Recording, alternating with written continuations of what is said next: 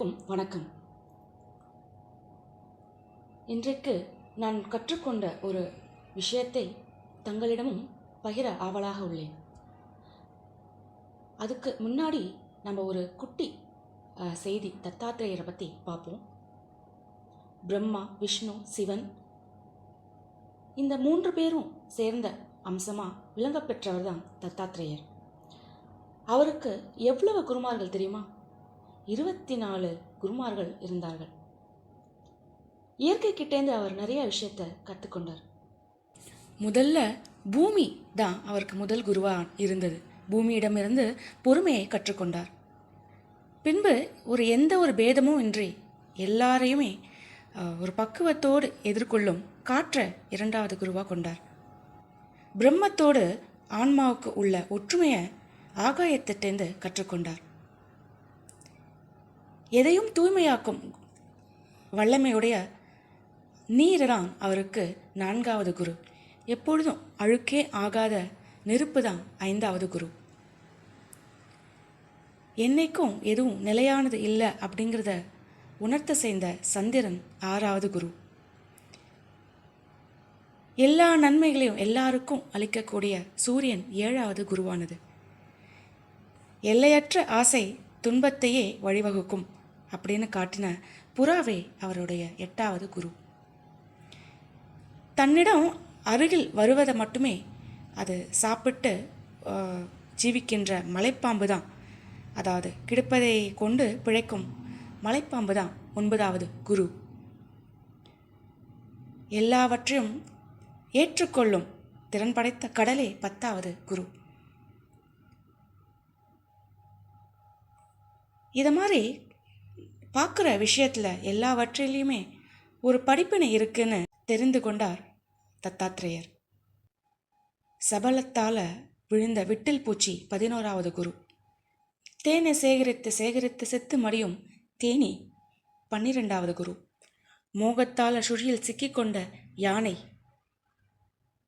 அடுத்த குரு. தேனியின் உழைப்பை சுரண்டி வாழ்ந்த வேடன் 14வது குரு. மருண்டு போய் மாட்டிக்கொண்ட மான் 15வது குரு. தூண்டில் புழுக்காக மாட்டிக்கொண்ட மீனே 16வது குரு.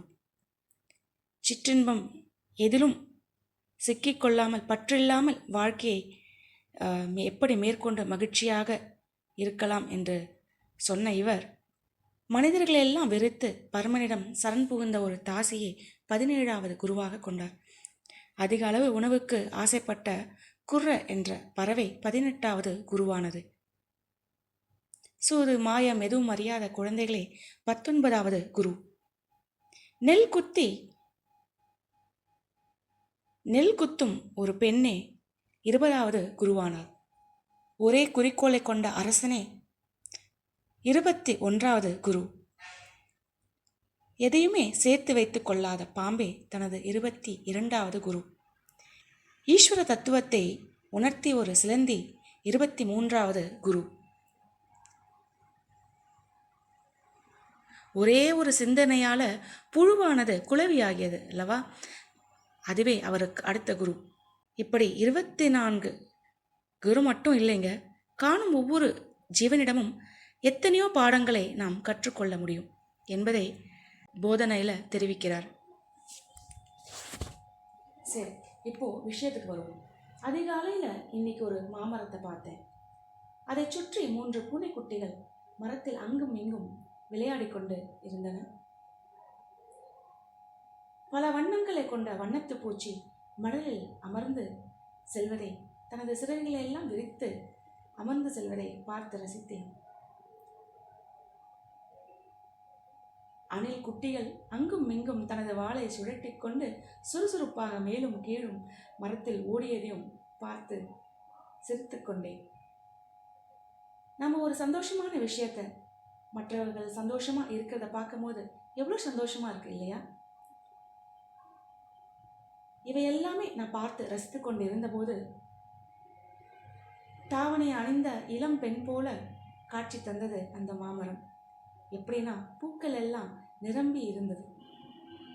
பாதி பூக்களும் பாதி மரமும் அழகாக இருந்தது. கொத்து கொத்தாக வெள்ளை பூக்கள். பசியுள்ள பிள்ளைக்கு அன்னை அன்னம் ஊட்டுவது போல தன் கிளைகளெல்லாம் கைகளாக ஆக்கிக்கொண்டு பழத்தை நீட்டுவது போல் இருந்தது எனக்கு அந்த காட்சி. அந்த நொடியை மாமரம் எனக்கு குருவானது.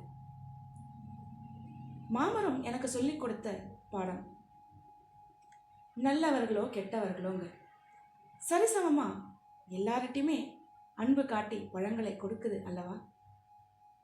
அதே போல் நாமும் இருக்க வேணும்னு நினைச்சேன். எல்லாருக்கும் நிழல் கொடுக்கிறது. தன்னை நம்பி வந்தவருக்கு இதை மாதிரி இருக்க பூனைக்குட்டி இருக்கிற குட்டி குட்டி ஜீவராசிகளுக்கு எல்லாமே அடைக்கலம் கொடுக்கறது. தன்னை நம்பி வந்துட்டா அடைக்கலம் கொடுக்கணுங்கிறத தெரிஞ்சுக்கிட்டேன். 5 அறிவு படைத்த இந்த மாமரத்துக்கே இவ்வளவு அன்பு அப்படின்னாக்க 6 அறிவு படைத்த மனிதர்களாகிய நாம் எல்லாரிடமும் எவ்வளவு அன்பு காட்ட வேண்டும். எனக்கு இந்த மாமரம் கற்றுக் கொடுத்தது போல உங்களுக்கும் உங்கள் வாழ்க்கையில் ஏதாவது சம்பவம் நடந்திருக்கா? நடந்திருந்தா பகிருங்க.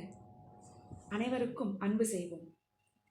அனைவருக்கும் இனிய தமிழ் புத்தாண்டு நல்வாழ்த்துக்கள். நன்றி, வணக்கம்.